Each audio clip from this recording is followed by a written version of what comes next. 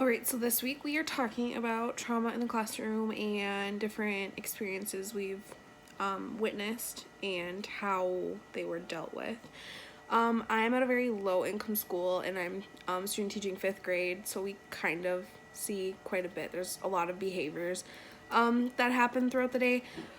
But the high intensity situation I'll be talking about today is between, it's kind of hard to say. We heard a lot of different stories from the different kids, but overall, 2 of the girls from our class and then one of the girls' little brother who has alopecia, which is a condition where their hair starts to fall out kind of. So like he has splotches of hair on his head and it's not a full head of hair, so he looks a little different. But he has supposedly been getting bullied at recess. So the little girl takes it upon herself to defend him and really take action for him, and it's in a really negative way.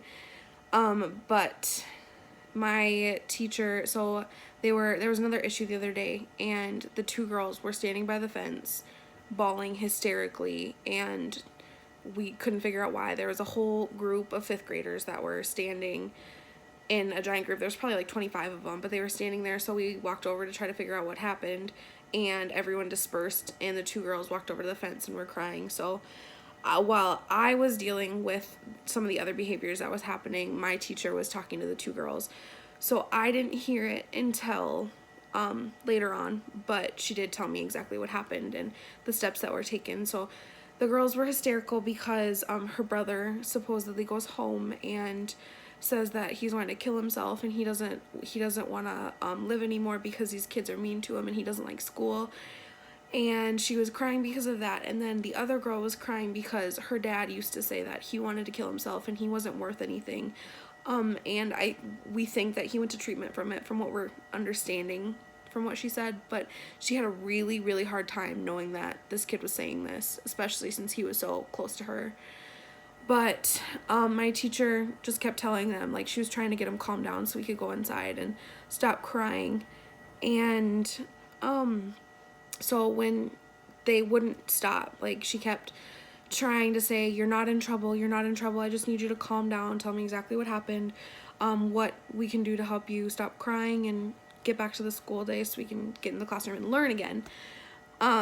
But it just wasn't happening. So she finally had to radio for assistance, and the behavior specialist came down and got the 2 girls, and they finally calmed down. We were in the classroom for probably about half an hour before they came back in. And this was right after lunch. So after lunch, we kind of have a hard time with recess every day. Something generally happens that we have to issue. But, so that's what they did during the situation.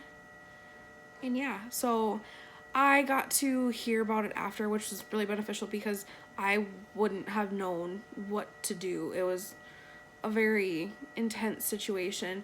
I think I would have ended up going about it the same way she did, but I'm glad I didn't have to deal with it at that time, because now I feel like I could handle it a little bit better than I would have. But yeah, it's very interesting seeing everything that happens in the school daily with every different kid and how their home life really, really affects school. Even when they got back in the classroom, they were kind of distracted all day, and we didn't end the day bad, but we did have a couple hiccups, getting really frustrated with work that they normally would be able to finish no problem. But yeah, that is my instance in the classroom.